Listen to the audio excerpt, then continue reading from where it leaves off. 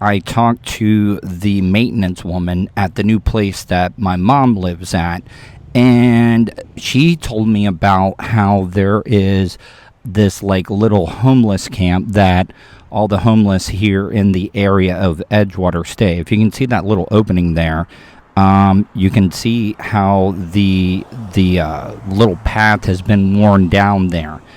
And I don't know, I don't feel really, really good about this because, I don't know, there's a bunch of homeless people out there. I do have a knife on me.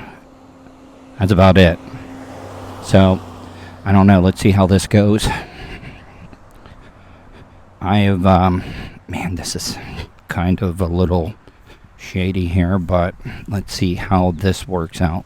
You can see that this path is worn down. A lot of stuff out here. I don't know. Okay, that's not good. This is a little, I don't know. Let's see. It probably could be nothing. This could just be a little path that everybody walks through. But who knows? Oh, yeah. Alright, guys. So, from all my years of doing man on the street stuff, I had to dip out from that previous video that I did. Homeless people, vagrants, they're more likely to talk to you.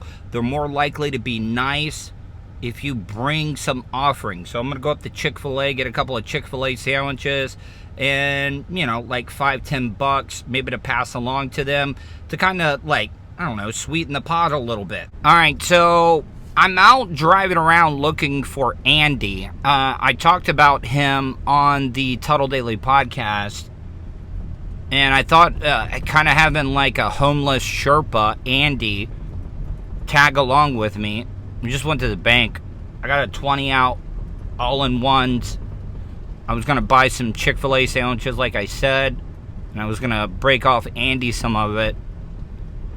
I think that they'd be more willing to talk to me if I had one of their own with me. So, we'll see. I mean, this could be a big waste of time. Well, looks like Andy is MIA, so I'm going to have to go with this and fly solo. I'm going to run to this Chick-fil-A. I don't know. I can't think of any other stuff because I don't want to bring alcohol. I know that they probably would like alcohol and stuff, but I also don't want to offend them. So I was thinking some food, maybe like a little bit of cash and stuff. We'll see how it goes. I might get stabbed by a homeless person. All right, so I'm in line at Chick-fil-A, trying not to show these people's license plates and stuff, but I'm just curious. I'm curious to what homeless people would like. You know, the less fortunate would like from Chick-fil-A. I think I'm just going to go with the Chick-fil-A sandwich. Should I go with the chicken nugs? Should I go with some chicken strips? Matter of fact, I may get like a sandwich and like a 6-count chicken strips. Barbecue sauce, Polynesian sauce, Chick-fil-A sauce. I don't know. Never bought Chick-fil-A for a homeless person. All right, so attempt number 2. Going out here to the camp here. Just wanted to come out here and see what's going on. And I did bring some stuff with me. So, hopefully this goes okay. I don't know. I don't know. I did see somebody out here earlier, so let's see how this all works out. I don't know.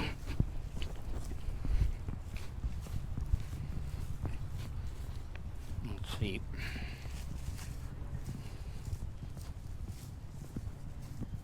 Hey, what's going on, man? Hey, what's happening, bro? I was just coming to bring you some stuff. Oh, man.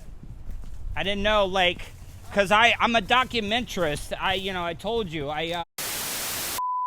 Tuddle here. I ended up coming out here, like a lot of people were telling me, oh, I shouldn't come out here and talk and stuff, but I've met a lot of great people since I've moved to Edgewater and stuff, and I think it's a shame because You know, a lot of people are having hard times.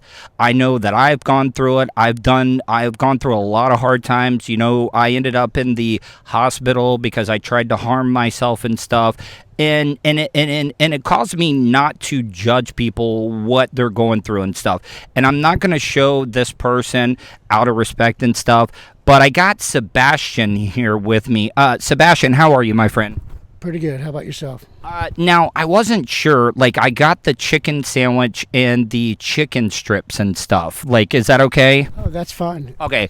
And I threw some baby wipes and some toilet paper. Oh, my mom also made this kick-ass raisin cake. I don't know if you like that as well either. I will eat it. So, Sebastian, tell me a little bit about yourself, you know, a little bit, you know, whatever you want to share and stuff about your life, and how you have gotten to this point. Well, I mean, there's not a whole lot to say. I'm not much different than anybody else. I've fallen on hard times. A lot of past decisions that I've made in the past are biting me in the ass today. My past doesn't define who I am today, but because of choices I made in the past, I'm having trouble finding work, and I've spent a lot of time in and out of prison, and it's starting to, you know, catch up to me now. And you know, like I said at the beginning of this thing, that, you know, I tried to harm myself. I dealt with mental illness and stuff, and it wasn't until that time where I finally realized that you can't judge people because everybody has their own story and stuff. They really, really do. Yes, it's hard to, you know, I mean, people get a bad stigma. You know, my whole life, I've never been homeless. I've never been in this situation. This is new to me. I do have a girlfriend, and it's new to her as well. And I used to look down at homelessness, and I used to actually shun people, you know, when they would ask for money. And now that I've humbled myself, it's a very humbling experience. And now I can see that it's a worldwide problem, you know, and it's definitely here in America. There's a lot of homelessness, and I've come to realize it can happen to anybody. Yeah, you know, a lot of people deal with stuff. People fall on hard times of stuff that happened in their past. You brought up past and stuff like that. Because past shapes who you are, especially when you're younger, when stuff happens to you, you know, trauma. I've dealt with trauma in my life and stuff. May I ask you, and, you know, you're going by a pseudonym and stuff, what were you, like, incarcerated for? Because I was in jail driving on a suspended license. I ended up going, and I told them I was on some psychotropic meds and stuff, and they kept me on a 3-day cycle. Me, it's drug addiction and alcoholism.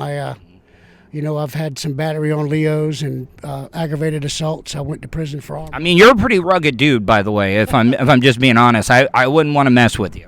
Looks can be deceiving. I'm nothing like I used to be. It's all bark and no bite now. But in my past, I robbed some pharmacies, and I've robbed people, and I've hurt a lot of people. And I've done the I've been on the oxys before too. Like, was that your deal? I was addicted to Oxycontins back in around 2005, and I robbed a pharmacy and caught 15 years in prison. Oh, we're here in Volusia County? Yes, sir. Oh, man. All right. Well, listen, man. Is there anything you would like to say to people that they understand a little bit more? You know, just being more understanding. When you look into somebody's eyes and you can see their hurt and you see their pain, you know the people who need it and who don't. And the next time you see somebody on the street that looks like they're having a hard time and afraid to ask, don't be afraid to offer somebody something, you know, because there's a lot of people out there that are hurting.